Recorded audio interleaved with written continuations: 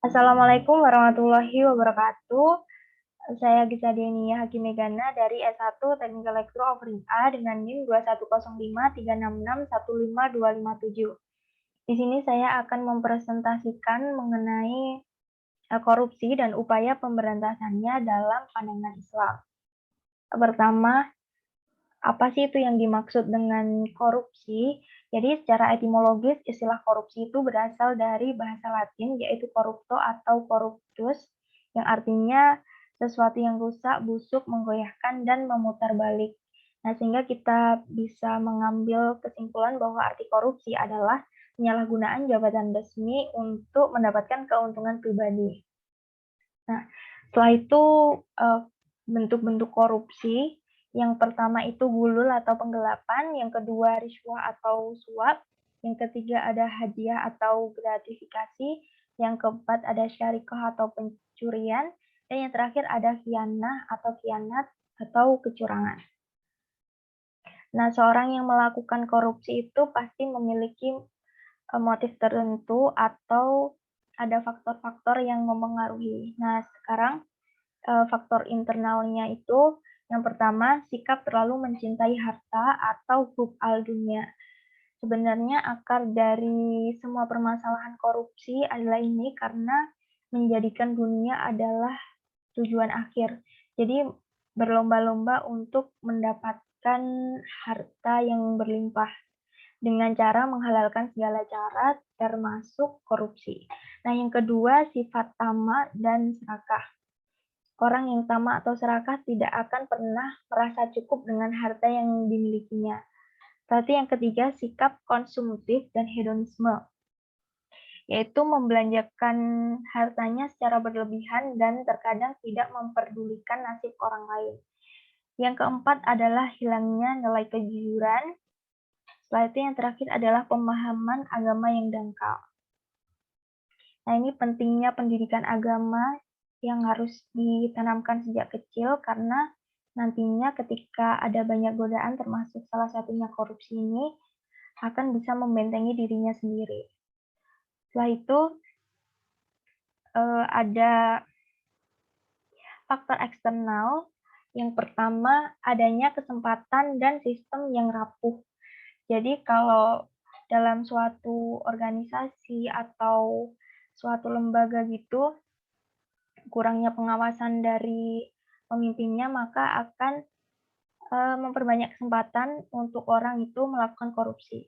Yang kedua, faktor budaya. Nah, di Indonesia sendiri itu udah banyak banget kasus korupsi, dan itu sudah mendarah daging, sehingga kalau korupsi itu udah bukan sesuatu hal yang aneh, jadi itu mungkin salah satu faktornya. Dan faktor budaya ini mungkin dipengaruhi juga oleh faktor yang ketiga, yaitu penegakan hukum yang lemah. Jadi penegakan hukum di Indonesia itu kayak terlihat tumpul ke atas dan tajam ke bawah. Jadi orang yang memiliki kuasa, memiliki uang yang banyak, maka mereka tidak akan mendapatkan hukuman yang setimpal dengan apa yang mereka lakukan gitu.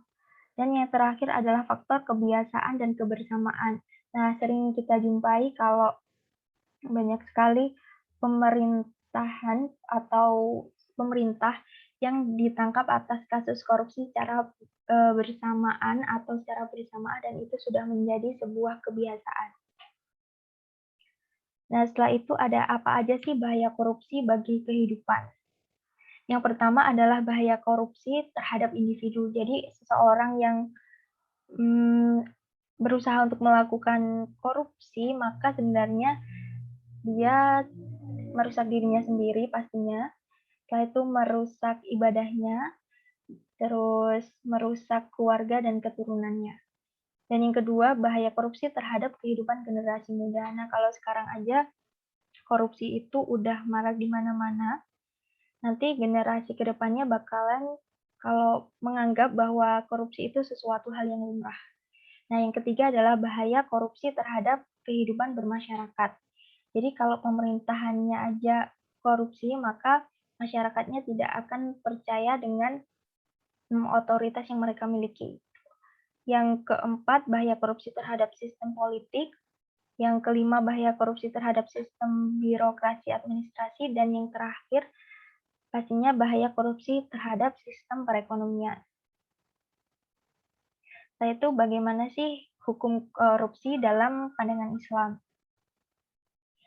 Nah, jadi korupsi memiliki bentuk dan tingkatan yang beragam, namun semua kejahatan yang berkaitan dengan tindak pidana korupsi merupakan dosa besar, karena dampak negatifnya itu bukan hanya untuk si pelaku yang bersangkutan, tapi juga untuk menimpa pada bangsa dan negara.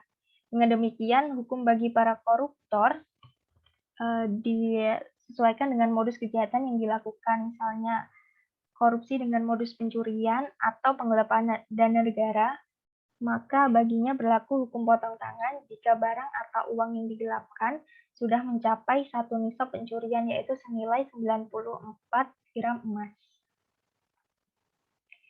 Nah, ini upaya apa aja sih yang bisa menumbuh kembangkan budaya anti korupsi, khususnya ini di kalangan para pelajar atau mahasiswa. Yang pertama itu budaya anti mencontek, plagiasi, dan titip absen. Nah, pendidikan itu mempunyai peran yang strategis dalam membangun karakter mahasiswa. Jadi tujuannya pendidikan bukan hanya untuk mengembangkan intelijensi akademik mahasiswanya saja, tapi juga membentuk mahasiswa yang berbudaya jujur. Namun, permasalahannya yang hingga saat ini menjadi fenomena di kalangan sebagian mahasiswa adalah budaya tidak jujur, misalnya mencontek, plagiasi, dan titip absen. Nah, perilaku negatif ini merupakan bentuk ketidakjujuran yang kelak rentan memunculkan perilaku korupsi. Banyak orang pintar yang lulus perguruan tinggi, namun sedikit orang pintar yang jujur. Padahal Islam sendiri sangat menyukai sifat jujur dan sangat mengecam sifat dusta. Nah, yang kedua ada memegang teguh amanah. Jadi amanah sendiri itu berasal dari bahasa Arab dalam bentuk masdar dari amina amanatan yang berarti jujur atau dapat dipercaya. Sedangkan menurut Al-Maraghi, amanah adalah sesuatu yang harus dijaga agar sampai kepada yang berhak memilikinya. Al-Maraghi membagi amanah menjadi 3 macam, yaitu amanah manusia terhadap Tuhan, amanah manusia kepada orang lain, dan amanah manusia terhadap diri sendiri. Jadi mungkin itu yang bisa saya sampaikan. Bila ada salah kata, mohon dimaafkan. Wassalamualaikum warahmatullahi wabarakatuh.